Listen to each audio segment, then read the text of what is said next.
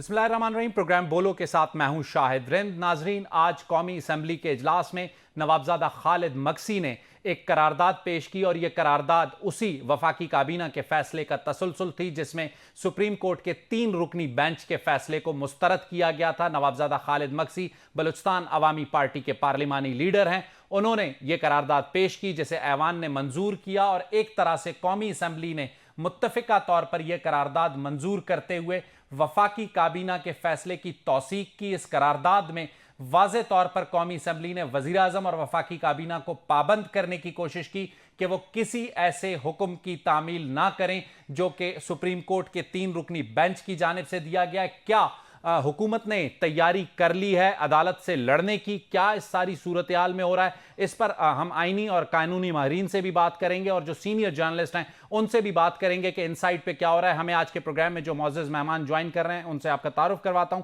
सबसे पहले हमारे साथ होंगे एजाज सैयद, सीनियर जर्नलिस्ट हैं इन्वेस्टिगेटिव, और जहांगीर जदून, माहिर कानून है। दोनों मेहमानों को खुशामदीद कहता हूं।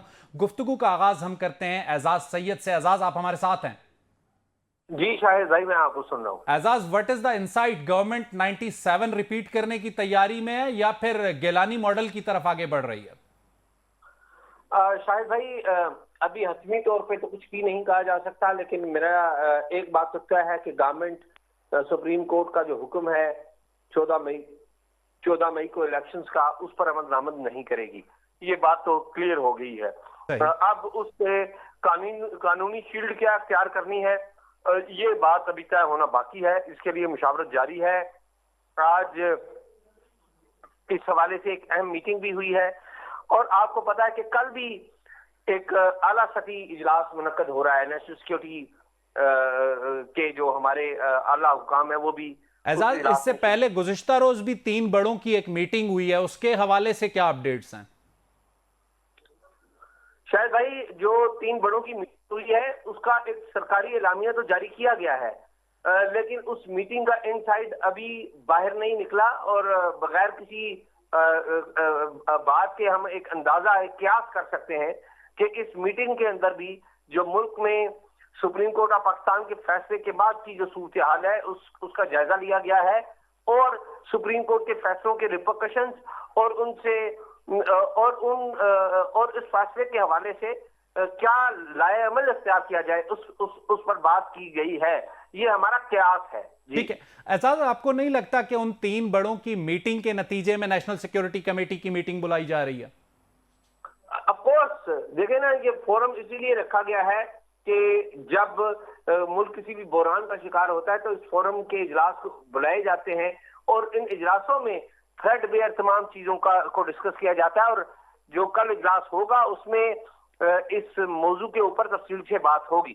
सही। एजाज, आपके ख्याल में इस वक्त जो सूरत-ए-हाल है, पार्लिमान में जो करारदाद आई, वफाकी काबीना ने पहले उसे मुस्तरद किया, मैं जहांगीर साहब से इसके लीगल एस्पेक्ट पे जरूर सवाल करूंगा। आपको ये नहीं लग रहा कि पार्लिमान या जो हुकूमत है वो ये पैगाम दे रही है कि इस बार वजीर आजम गिलानी साहब की तरह तनहा नहीं होंगे, एक शख्स कटहरे में नहीं होगा, बल्कि पूरी कौमी असम्बली या वफाकी काबीना कटहरे में खड़ी होगी? ये पैगाम नहीं दिया जा रहा अदलिया को?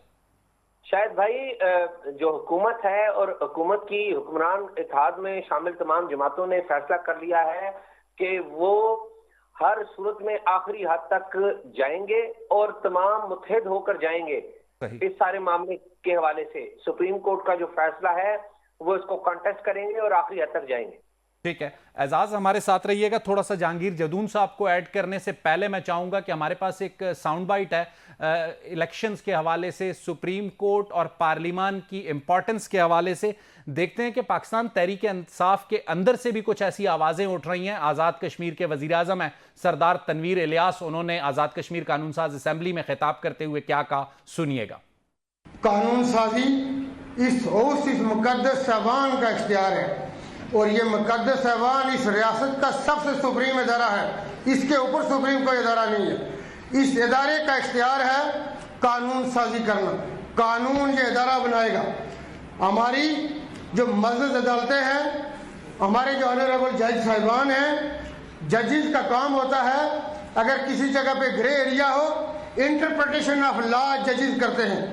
वो कानून के बारे में कानून की इंटरप्रिटेशन अगर किसी को वाज़ेह न हो तो वो कवानीन के बारे में आगाही दिया करते हैं। लेकिन अगर कोई इस लेजिस्लेटर हाउस, ये कानून साज, इसको कहते ही कानून साज असेंबली, कोई इख्तियारात और इसके डोमेन में आया तो उस डोमेन से उसको कैसे निकालना है, वो डोमेन से नहीं निकलेगा, वो अपनी सर्विस से जाएगा। ये रियासतें ऐसे नहीं बना करती। ये थे आज़ाद कश्मीर कानून साज असेंबली के वज़ीर आज़म सरदार तनवीर इलियास, जिनका ताल्लुक पाकिस्तान तहरीक इंसाफ से है, लेकिन इस मामले पर वो भी हमें पार्लिमान के साथ खड़े हुए नजर आए। जैसे कि एजाज सैयद ने हमें बताया कि पार्लिमान में मौजूद तमाम जमातें इकट्ठी हैं, तो उन्हें एक बैकअप सपोर्ट आज़ाद कश्मीर कानून साज असेंबली से भी मिल रही है। और अगर आपकी याद दहानी के लिए बताता चलूं कि बलूचिस्तान सूबाई असेंबली आज से कुछ अरसा कबल एक करारदाद मंजूर कर चुकी है, जिसमें मुल्क में इकट्ठे इंतखाबात का मुतालबा दोहराया गया है। जहांगीर जदून साहब, आपके ख्याल में जो इस वक्त सूरत हाल है, जैसे मैं और एजाज इसको डिस्कस कर रहे थे और सरदार तनवीर इलियास ने बात की, वो भी जो है पार्लिमान के साथ खड़े हुए नजर आए, तो आपको ऐसा नहीं लग रहा कि इस बार अदालत को हुकूमत पैगाम दे रही है कि कटहरे में अकेला वजीर आजम पेश नहीं होगा बल्कि पूरी पार्लिमान पेश होगी? नहीं, मुझे लगता है कटहरे की तो नौबत नहीं आएगी, क्योंकि जो ऑर्डर पास हुआ है वो इलेक्शन कमीशन अब इसकी रिपोर्ट देगा, तो वो बताएगा कि इसमें क्या क्या डिफ़िकल्टीज आ रही हैं और कौन सा इदारा जो है उसकी क्या माली मुश्किलात हैं, क्या लॉजिस्टिक की मुश्किलात हैं, क्या जो उन्होंने सिक्योरिटी प्रोवाइड करनी है उसकी मुश्किलात हैं। तो वो उसके बाद फिर अदालत जो है, क्योंकि अदालत ने ये सारा केस एक तरह से डिस्पोज भी कर दिया है और अपने पास भी रख लिया है। इलेक्शन कमीशन के अख्तियारात जो है ना, अदालत ने अब एक तरह से खुद इस्तेमाल करने शुरू कर दिए हैं कि जी अगर आपको कोई कन्वेंस का इशू है, कोई लॉजिस्टिक का इशू है, कोई सामान का इशू होगा, कोई प्रिंटिंग प्रेस का इशू होगा, जो भी होगा, तो अब सारा काम अदालत नहीं करना है, तो अदालत इलेक्शन अब अदालत नहीं कराने। सही। आपके पास क्या इत्तलात हैं? जैसे सुप्रीम कोर्ट ने जो हुक्म दिया था, कल इलेक्शन कमीशन ने जो है इस सिलसिले में खत्तो किताबत का आगाज करने का फैसला किया है। हुकूमत की हिकमत अमली क्या है? वो इलेक्शन कमीशन को कुछ अरसा एंगेज करेगी या फिर सीधा सीधा फाइनेंस देने से माजरत कर लेगी 10 अप्रैल से पहले? देखिए, फाइनेंसेस देने का जो अल्टीमेट मामला है वो फेडरल ब्यूरोक्रेसी के पास आएगा। ब्यूरोक्रेसी तो नहीं चाहेगी कि ये जो आंच है उनके ऊपर आए, अनटिल और अनलेस कि फेडरल ब्यूरोक्रेसी को वुज़रा जो है वो लिख कर नहीं दे देते कि आप इस पर अमल दरामद ना कीजिए। तो मेरा ये ख्याल है कि ये तसादम तो होगा, इसमें तो कोई दूसरी राय नहीं है कि तसादम नहीं होगा। हम एक तसादम की तरफ रुख अख्तियार कर चुके हैं और आपको पता है कि जिस तरह सुप्रीम कोर्ट ने फुल बेंच की रिक्वेस्ट नहीं मानी, अब सुप्रीम कोर्ट के जो हुक्म है उसको हुकूमत ने नहीं मानना, उसके लिए मुख्तलिफ तरीके मैंने आपको बताया कि वो सोचे जा रहे हैं। उन तरीकों में से एक तरीका पार्लियामेंट का इस्तेमाल है, उसकी एक झलक आपको नजर आई है, कुछ और झलकियां भी आगे आने वाले दिनों में आएंगी। क्या एजाज, एक छोटा सवाल करके फिर जहांगीर साहब की तरफ जाऊंगा, क्या इस झलक में सिर्फ पार्लिमान होगी या नेशनल सिक्योरिटी कमेटी की इंडोर्समेंट भी हो सकती है? देखिए, नेशनल सिक्योरिटी कमेटी का इजलास बुलाई इसलिए गया है कि उस इजलास का इलामिया जारी होगा। कल की जो मीटिंग हुई थी 3 बड़ों की, उसमें इलामिया जारी उस तरह से नहीं हुआ, जिसे कहते हैं दो टोक। आज पार्लियामेंट ने एक बात कर दी और पार्लियामेंट की जो तौसीक है वो उस कमेटी में भी पेश की जाएगी और वहां पर से भी एक तौसीक जारी की जाएगी, ताकि अगर सुप्रीम कोर्ट ऑफ पाकिस्तान कोई फैसला लेती है किसी किस्म का, या जिसे कहते हैं ना कि वो तौहीन अदालत की कोई कार्रवाई करे, तो फिर सुप्रीम कोर्ट ऑफ पाकिस्तान को नेशनल सिक्योरिटी कमेटी की मीटिंग के शुरा को भी बुलाना पड़ेगा। जी सही एजाज, बहुत इंपॉर्टेंट डेवलपमेंट है जो आपने शेयर किया। जहांगीर जदून साहब, आपकी तरफ आऊंगा कि जब मैं आपसे ये सवाल कर रहा था, क्या आपको ये लग रहा है कि शाराए दस्तूर पे तसादुम इस हद तक जाएगा कि हुकूमत 3 जजेस के खिलाफ रेफरेंस ले आएगी? नहीं, मैं अपनी जाती ओपिनियन में तो तसादुम इस हद तक नहीं जाना चाहिए। सही। लेकिन अब ये देखें ना, सुप्रीम कोर्ट को भी अपनी ईगो का मसला नहीं बनाना चाहिए और उनको जो मुल्की हालात वाक़यात हैं या जो आइन और कानून कहता है उसके मुताबिक अगर फुल कोर्ट बन जाती तो यहाँ तक मामलात पहुँचती ना। तो फुल कोर्ट बनने में क्या आ रही थी, क्या नुकसान था सुप्रीम कोर्ट का, तो समझ नहीं आ रही। ये बात मैं बतौर स्टूडेंट ऑफ लॉ, बतौर वकील समझने से कासिर हूँ कि सारे मसाइल का हल अगर एक ही बात में निकल आता कि फुल कोर्ट बन जाती, तो जो अपोजिट पार्टियां हैं उनको उंगली उठाने की हिम्मत ही ना आती। लेकिन जहांगीर जदून साहब, जो कोर्ट प्रोसीडिंग्स की हम कवरेज कर रहे थे, एजाज भी वहां मौजूद थे, हमने एक चीज देखी, हमें ऐसा लगता है कि हुकूमत भी कुछ मामलों में खुशफहमियों का शिकार है। जिन जजेस ने इख्तलाफे राय रखा बेंच से, उनमें से भी किसी ने यह नहीं कहा अपने रिमार्क्स में कि आप इलेक्शन को 90 रोज से आगे ले जाएं। ये देखें ना, अब इलेक्शन का 90 रोज का तो इशू आगे पीछे हो सकता है या हो गया, वो उन्होंने कहा है कि आप एक लीगल प्रोसीडिंग को लीगल वे के जरिए चलाएं। सुप्रीम कोर्ट को ये कहा है कि अगर एक केसेस जो है वो हाई कोर्ट में पेंडिंग थे, पेशावर में भी और लाहौर में भी, तो इसका नोटिस सी 184(3) के नीचे नहीं बनता था। ये पिटीशन मेरिट की तो बात ही नहीं। उन्होंने कहा ये पॉलिटिकल क्वेश्चन है, पॉलिटिकल लोग इसको हल करें, और ये पॉलिटिकल जितना भी चीजें हैं इसको, ये लॉन्ड्री को सुप्रीम कोर्ट के अंदर ना लेके आए। सुप्रीम कोर्ट अब देखे ना, अब रेजोल्यूशन पास हो रही है, सिक्योरिटी काउंसिल, ये सारी चीजें क्यों हो रही हैं? अगर सुप्रीम कोर्ट कहती है कि आपने इलेक्शन कराने या नहीं कराने, जाके पार्टियां आपस में बैठ के फैसला करें, एक दूसरे के साथ डायलॉग करें। अगर नहीं करते तो आप जाने, आपका काम जाने, हम इस चीज में कुछ नहीं कह सकते। अच्छा, आपके ख्याल में जो आज प्ली ले रहे थे आजम नजीर तारड़ साहब फॉरेन मीडिया के सामने अपनी गुफ्तगू में, कि आइन का आर्टिकल 254 इस बात की स्पेस देता है कि इलेक्शन कमीशन को कि डेट्स आगे बढ़ाई जाएं। उन्होंने जुनेजो साहब के ज़माने का भी एक जिक्र किया और मोहतरमा बेनज़ीर भुट्टो की शहादत के मामले का भी। आपको नहीं लगता कि अगर तमाम पॉलिटिकल फोर्सेस इकट्ठे बैठें और कॉन्स्टिट्यूशन में मौजूद 254 के तहत मुल्क को इस बहरान से बाहर निकालें? नहीं, अगर वो बैठे तो इस आर्टिकल 254 के अलावा भी वो बैठ सकते हैं, उसके अलावा भी वो अपना सोल्यूशन निकाल सकते हैं।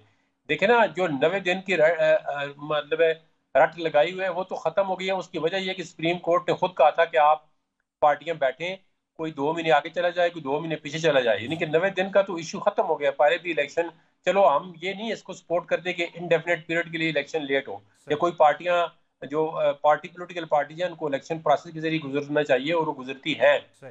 लेकिन अगर कोई हालात ऐसे हैं जो पॉलिटिकल पार्टी समझती हैं कि मुल्की मफाद में नहीं है, इसमें यह नहीं है कि कोई बंदा अगर वो हार रहा तो कहे जी मैं भागना चाहता हूँ, ये कतई मकसद नहीं है। अब देखें ना, जितनी पॉलिटिकल पार्टियां थी उन्होंने अपनी इवन के जो रिजर्व सीट थी वोमेन की, उनकी भी लिस्टें जमा करा दी हैं। इलेक्शन तो आप देखें कभी क्या नीचे निकलता है, कभी किसी के इलेक्शन कैंपेन के दौरान ही जो है वो जो पॉपुलैरिटी बढ़ जाती है, किसी की डाउन हो जाती है, किसी का जलसा बड़ा होता है, किसी का थोड़ा छोटा होता है, किसी की कैंपेन इफेक्टिव होती है, किसी की नहीं होती।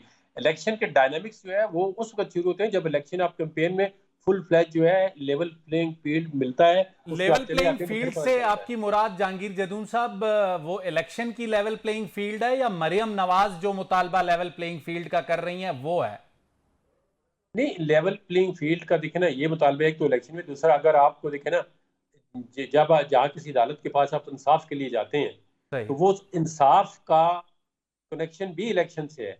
अच्छा, एक जहांगीर साहब एक शॉर्ट सवाल करूंगा, चाहे इंतखाबात पंजाब में 14 मई को या मुल्क भर में 18 अक्टूबर को, इनमें कंट्रोवर्सी के कितने चांसेस देखते हैं? शॉर्ट एंड प्रिसाइज जवाब दीजिएगा, और यही सवाल मैं इसके बाद एजाज से करूंगा। देखें, ये सबसे बड़ी बात यह है कि इलेक्शन कराना मकसद नहीं है, इलेक्शन को एक्सेप्ट करना और इलेक्शन की acceptability by the people of Pakistan and by the political parties who the major and the main stakeholder in the election। जब तक देखें ना, अब एक पार्टी अगर ये आस ला के बैठी है या वो इतनी कमिटमेंट या कन्विक्शन समझती है कि मैंने ये जहांगीर साहब शुक्रिया, टाइम थोड़ा सा कम है। एजाज आपसे सवाल करूंगा, चाहे 14 मई को पंजाब हो या 8-18 अक्टूबर को पूरा मुल्क हो, इंतखाबात में क्या कंट्रोवर्सी कोई नजर आती है आपको एज अ पॉलिटिकल ऑब्जर्वर? बिल्कुल, इंतखाबात में तनाजा होगा। उसकी बड़ी वाज़ेह वजह है। एक तो यह है कि मुल्क में मर्दमशुमारी हो रही है। अगर ये इंतखाबात पुरानी मर्दमशुमारी पर होंगे तो फिर कौमी असम्बली के और बाकी 2 सूबों के इंतखाबात क्या वो नई मर्दमशुमारी पे होंगे? क्योंकि इस हवाले से भी सुप्रीम कोर्ट का हुक्म है कि क्या सियासी फरीकैन इसके नताइज तस्लीम करेंगे आपके ख्याल में? मेरा नहीं ख्याल कि इस सियासी फरीकैन कोई भी इसके नतीजे को कबूल करेगा। जीतने वाला इसको नतीजे को कबूल करेगा और हारने वाला इस सारे अमल के खिलाफ बात करेगा। शुक्रिया एजाज सैयद आपका, जहांगीर जदून साहब आपका, आप दोनों ने हमें ज्वाइन किया। नाजरीन, लेते हैं एक छोटा सा ब्रेक और ब्रेक के बाद दोबारा हाजिर होते हैं।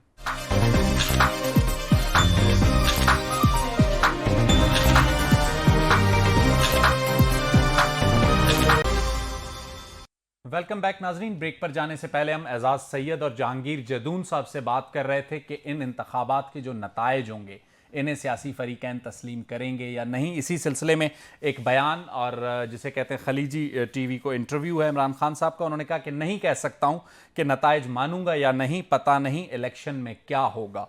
ये एक ऐसा सवाल है जो पाकिस्तान तहरीक इंसाफ की जानिब से एक ऐसे मौके पर सामने आया जब वो 14 मई की तैयारी कर रहे हैं इंतखाबात की। दूसरी जानिब अगर हम देखते हैं साबिक स्पीकर कौमी असम्बली असद कैसर का एक बयान आया जिसमें उन्होंने कहा कि पीटीआई इंतखाबात की मुद्दत में एक बार तौसी के लिए आईनी तरमीम पर तैयार है। और तीसरी जानिब आज सुप्रीम कोर्ट में एक दरख्वास्त खैबर पख्तूनख्वा की पाकिस्तान तहरीक इंसाफ की क़यादत ने दायर की है। गो के जहाँ तक हमारी मालूमात हैं और जो ऑर्डर था सुप्रीम कोर्ट का उसमें लिखा हुआ था कि केपीके के हवाले से पटिशन एप्रोप्रिएट फोरम पर दायर की जाएगी। अब ये एप्रोप्रिएट फोरम इलेक्शन कमीशन भी हो सकता था, पेशावर हाई कोर्ट भी, लेकिन पाकिस्तान तहरीक इंसाफ ने सुप्रीम कोर्ट का इंतखाब किया। अब आगे वो क्या तैयारी कर रहे हैं, हमारे साथ मौजूद हैं साबिक वजीर केपीके के शौकत यूसुफजई। शौकत साहब खुशामदीद कहता हूँ आपको प्रोग्राम में। सर कहाँ प्रॉब्लम है? खान साहब कह रहे हैं कि मैं रिजल्ट मानूंगा नहीं मानूंगा पता नहीं, असद कैसर साहब कह रहे हैं कि एक बार तौसी के लिए तैयार हैं। तो पीटीआई का माइंड एक जगह पे फोकस्ड है या डिस्टर्ब है? देखिए मेरे ख्याल से बहुत बड़ी लचक दिखाई थी खान साहब ने कि ये कहते थे जी वो मुज़ाकरात नहीं करते हैं। सही। तो उन्होंने कहा कि पाकिस्तान मुश्किल में है और इस मुश्किल से निकालने के लिए मुज़ाकरात के लिए तैयार है, लेकिन इलेक्शन के ऊपर मुज़ाकरात हो सकते हैं। तो मेरे ख्याल से उसको वफाकी हुकूमत ने नहीं लिया संजीदा और उसकी वजह से बहरान बढ़ता गया। अब देखें सुप्रीम कोर्ट का फैसला आ गया है। सही। सुप्रीम कोर्ट का फैसला एक रुकनी करे 3 रुकनी करे इसमें कोई वो नहीं होता। ये पहली दफ़ा हम देख रहे हैं कि जी 1 रुकनी है, ये 2 रुकनी है। सही। फैसला आ गया है, अब उस पर अमल दरामद कराना तो इदारों की जिम्मेदारी है। अमल दरामद की बात आप कर रहे हैं, आपने कहा 1 रुकनी हो, 5 रुकनी हो, 3 रुकनी हो, सुप्रीम कोर्ट का फैसला होता है। कासिम सूरी की रूलिंग पे भी यही सुप्रीम कोर्ट थी और आप लोगों की भी जो बॉडी लैंग्वेज और टोन थी वो आज की हुकूमत से मुख्तलिफ नहीं थी। वो मैं एक बात आपको बताऊं कि कभी भी ऐसा हुआ नहीं है कि हमने कहा कि जी हम नहीं मानते। सही। आप देखें कि ये तो आज जो करारदाद इन्होंने कौमी असम्बली में पेश की तो बिल्कुल बचगाना है ना। सही। कोई मेरे 10 साल पार्लिमानी सियासत के हो गए, मैं असम्बली का रुकन हूँ, सही, वजीर हूँ, वजीर रहा, लेकिन मैंने कभी इस तरह की करारदाद नहीं देखी कि आप सुप्रीम कोर्ट के फैसले को करारदाद से रोकें, उसको कहें जी हमने मुस्तरद कर दिया। ये तो कल ऐसा है कि जो भी हुकूमत होगी वो क्राइम करती रहेगी और जो भी फैसला आएगा वो थ्रू करारदाद उसको मुस्तरद कर देगी।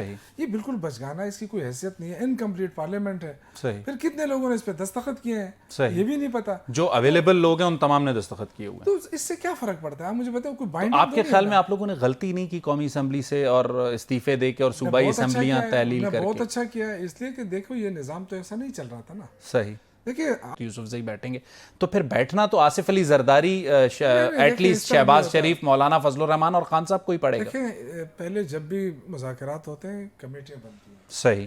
तो पहले इब्तिदा तो उसी से होता है, फिर बाद में वो कमेटियां डिसाइड करती हैं कि अब किस स्टेज पे जाना है। ये तो मेरे ख्याल से कमेटियां बनती हैं। अच्छा, एक चीज जो हमने यहाँ महसूस की इस सारे क्राइसिस की सिचुएशन में कि जैसे ही गवर्नमेंट को अपर हैंड मिलता है वो मुज़ाकरात से पीछे जाते हैं, जैसे ही आप लोगों को अपर हैंड मिलता है आप मुज़ाकरात से पीछे जाते हैं।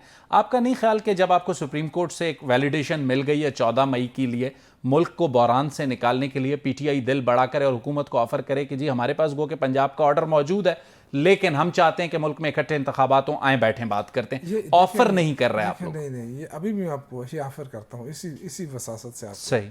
ये तो पीटीआई ने शुरू दिन से कहा है कि अगर आप ये चाहते हैं कि हम एक ही तरह इलेक्शन करा दें एक ही टाइम पे, तो अच्छा ये असेंबली तोड़ दें, हम इंतजार कर लेंगे। ये तो खान साहब ने भी कहा है। मतलब इस पॉइंट पे अब आप लोगों को बिठा कौन सकता है? अदलिया मुतनाज़ा हो चुकी है, एस्टैब्लिशमेंट ए पॉलिटिकल रोल। तो शौकत भाई वे फॉरवर्ड भी तो देना कि कौन किस पे आप दोनों फरीकैन एतबार करेंगे। देखिए ये कोई रॉकेट साइंस तो है नहीं।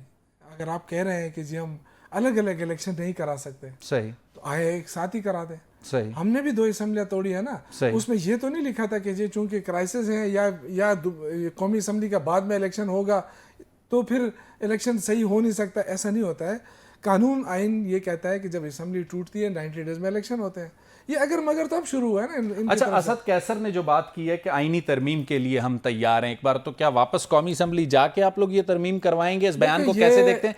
या खान साहब फिर किसी इस बयान पर यू टर्न ले लेंगे कि जी असद कैसर ने जो बात की हम उस पर नहीं खड़े हो रहे? इस तरह नहीं होता है। देखें जो भी रिफॉर्म्स होंगे ना वो तो आप आफ्टर इलेक्शन हो सकते हैं। सही। इलेक्शन से पहले तो कोई रिफॉर्म नहीं तो होता। फिर इनके वो पास तो देखे ना नताइज मुतनाज़ा नहीं हो जाएंगे। नहीं देखिए, सारी जिंदगी इलेक्शन हुए हैं पाकिस्तान में और हमेशा से ये होता रहा है कि जी इस दफ़ा तो बिल्कुल आज़ाद है ना। देखें, अगर हम जीते तो हम पे ये इल्ज़ाम तो कोई नहीं लगा सकता है ना कि एस्टेब्लिशमेंट के लोग हैं। 2018 में ये सारे इल्जाम तो आप लोगों पे लगे हैं। अब लगा सकते हैं हमारे ऊपर। अब आप समझते हैं 2018 जैसे रिजल्ट्स होंगे उससे बेहतर होंगे? मेरे ख्याल से उससे बहुत ज्यादा। चले 2018 का आप तस्लीम करते हैं कि किसी हद तक थी सपोर्ट आपको? मैं पार्लियामानी सियासत करता हूँ, मैं अपना हल्का रखता हूँ, मैं अपने हल्के में फेयर फ्री इलेक्शन लड़कर आया हूँ, वहाँ किसी ने आवाज नहीं उठाई।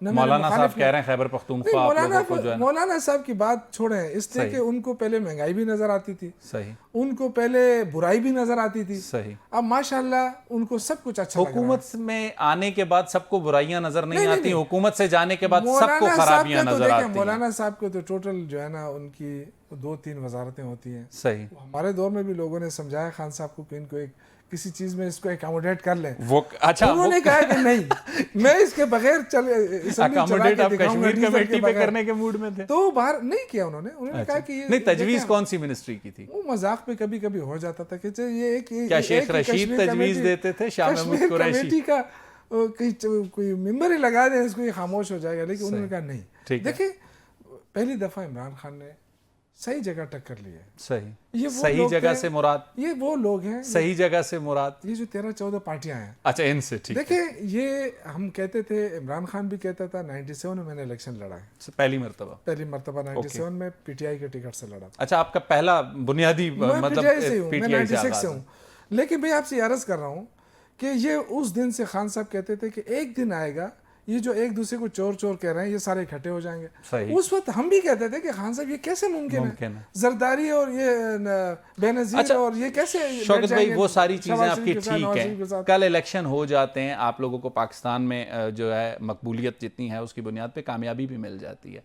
3.5 साल की परफॉर्मेंस को सामने रखते हुए, 9 साल केपी को सामने रखते हुए, मुझे या बहुत से लोगों को ये क्वेश्चन मार्क्स हैं कि आपके पास कोई प्लान नहीं है इस मुल्क को क्राइसिस से निकालने। देखिए, आप देखें 2 साल तो हमारा कोरोना में गुजरा।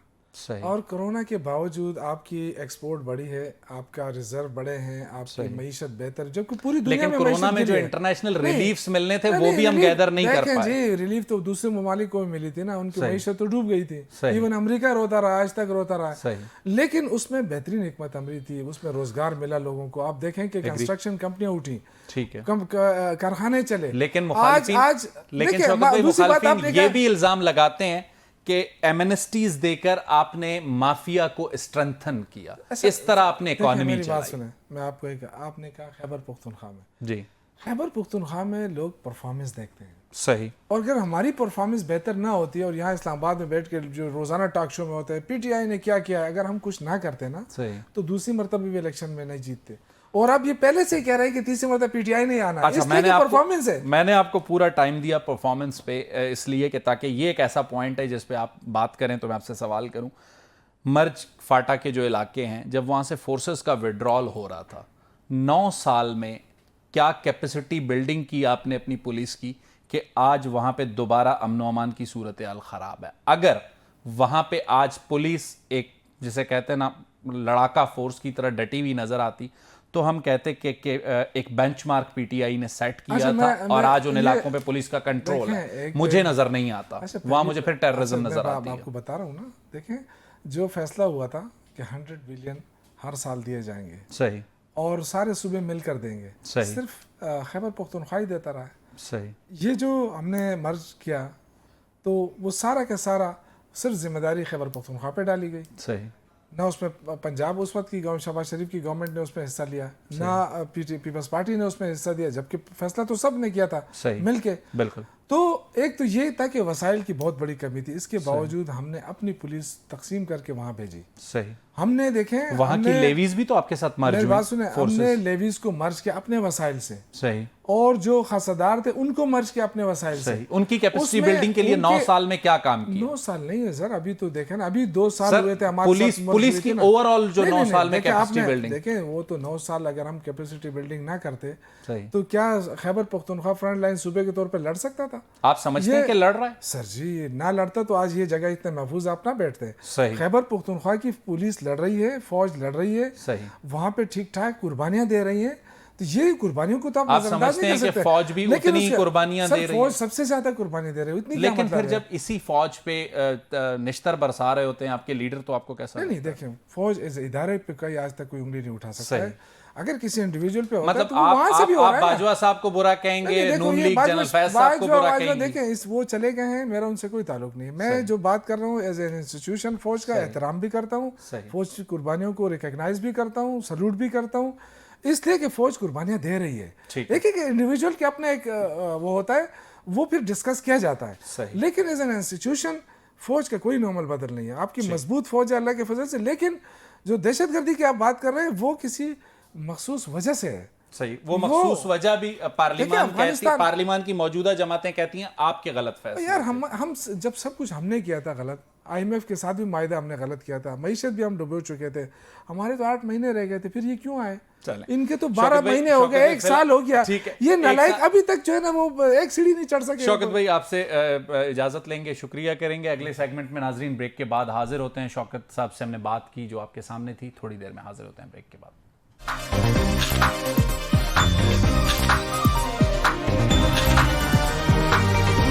ब्रेक के बाद खुशामदीद नाजरीन। सबसे अहम जो डेवलपमेंट है आज के दिन की, अगर हम कहें, एक तरफ पॉलिटिकल महाज पर जो सिचुएशंस हैं वो हमने आपके सामने रखी, पाकिस्तान तहरीक इंसाफ क्या कर रही है वो आपके सामने रखी। अब ब्रेक के बाद ज़रा बात करते हैं एक अहम मसले की, क्योंकि सबसे बड़ा मसला इस वक्त पाकिस्तान में मईशत का है, और मईशत के मैदान में गुज़श्ता रोज़ थोड़ी सी अच्छी खबरें मिलना शुरू हुई थी, और आज उसकी किसी हद तक तौसीक और तस्दीक भी हो गई है। सऊदी अरब की जानिब से पाकिस्तान को $2 अरब देने की यकीन दहानी करा दी गई है, और IMF ने भी इसकी तस्दीक कर दी है, और इसके साथ साथ मुत्तहदा अरब इमारात से भी $1 अरब मिलने का इम्कान है, जिसके बाद मुमकिन है कि IMF के साथ स्टाफ लेवल एग्रीमेंट हो जाएगा, और जो पाकिस्तान का इस वक्त माशी प्रॉब्लम है वो किसी हद तक हल होगा। और आने वाले दिनों के लिए जो फिर हमें तैयारियां करनी है, उसके लिए हमें ज्वाइन कर रहे हैं माहिर मईशत हैं खाकान हसन नजीब साहब। खाकान साहब, आपको खुशामदीद कहता हूं प्रोग्राम में।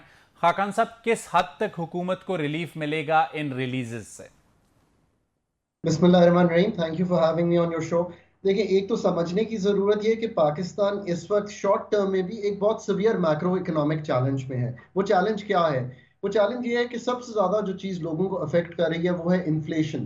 पाकिस्तान 35% CPI हेडलाइन इन्फ्लेशन है, पर याद रखिए कि 50% के करीब फूड इन्फ्लेशन है। इसके साथ साथ अगर आप देखें तो ग्रोथ जो है वो तकरीबन 0 से लेके 1% के दरमियान सिर्फ रह गई है। सो ये दो ही अगर चैलेंजेस आप देखें तो इससे जॉब्स, इससे एम्प्लॉयमेंट, इससे पाकिस्तान की पैदावारी सलाहियत, ये सब इतनी अफेक्ट हो रही है कि ये लोगों के लिए बहुत चैलेंजिंग है। इसको अनक्लॉग करने का तरीका, और $4.2 अरब के ज़खायर है पाकिस्तान के पास, जो कि निहायत ही एक प्रिकेरियस पोजीशन है। ये क्यों है? ये मजीद जो एडिशनल अमाउंट्स मिलेंगी उसके बाद बढ़ जाएंगे, या उसके बाद $4.2 अरब? इस वक्त $4.2 अरब है, और ये हार्डली 1 माह की इंपोर्ट को कवर करते हैं। सही। अगर लोग समझें आसानी से तो ये होने चाहिए 3 माह की इंपोर्ट्स को कवर करते हुए। सो ऑब्वियसली एक बहुत ही प्रिकेरियस सिचुएशन है। इसमें IMF के अलावा मैं बहुत अरसे से ये बात कर रहा हूं, और मैं फिर रिपीट करता हूं, इंटरनेशनल आर्किटेक्चर में IMF is the only anchor जो आपको इस मुश्किल से निकाल सकता है। कोई और ऐसा जरिया नहीं है। मतलब दोस्त ममालिक आपको अगर पैसे दे भी दें और IMF ना हो तो वो मसला नहीं बनेगा, बिकॉज उनकी स्टैंप ऑफ अप्रूवल जरूरी है। साहब, IMF आप कह रहे हैं ओनली ऑप्शन है, दोस्त ममालिक एक आर्जी रिलीफ हो सकते हैं, लेकिन प्रॉब्लम यह है कि अब IMF भी हमें चीजें देने को तैयार नहीं होता, क्योंकि IMF के साथ जो हम मुआहदे करते हैं फिर हम उन पर अमल दरामद उस तरीके से नहीं करते, और उसके बाद नीचे जो चीजें करने की सूबों में जरूरत होती है वो नहीं करते, तो सिलसिला कब तक ऐसे ही चलेगा? तो ये आपने बात ठीक सामने रखी है।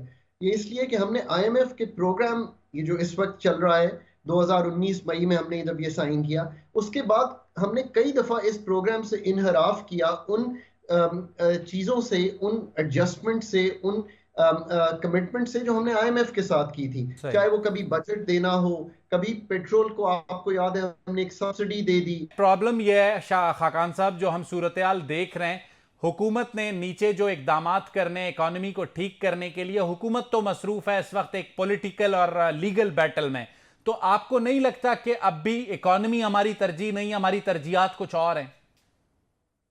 देखिए ये बात तो आपकी दुरुस्त है। मैं कभी कभी ये सोचता हूँ कि शायद जो सिविरिटी ऑफ इकोनॉमिक चैलेंज पाकिस्तानियों को फेसिंग है, जोड़ दें थोड़ी देर ओवरऑल कंट्री को, जो जो डेली अनएम्प्लॉयमेंट हो रही है, जो इन्फ्लेशन है, ये शायद समझ ही नहीं पा रहे कि 33 मिलियन लोग जो हैं वो फ्लड से अफेक्टेड हैं, क्रॉप्स डैमेज्ड हैं।